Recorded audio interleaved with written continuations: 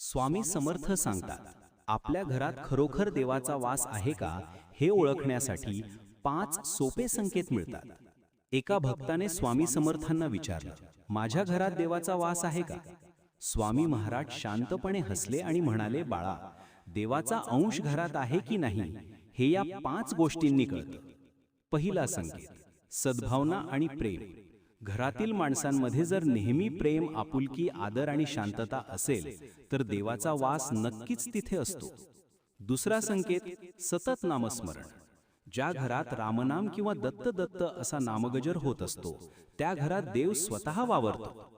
तिसरा संकेत, अन्नात समाधान. अन्न हे पूर्ण ब्रह्म आहे.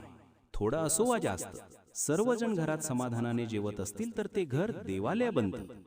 चौथा संकेत, अतिथीचा आदर सत्कार. ज्या घरात आलेल्या पाहुण्याला अतिथी देव मानून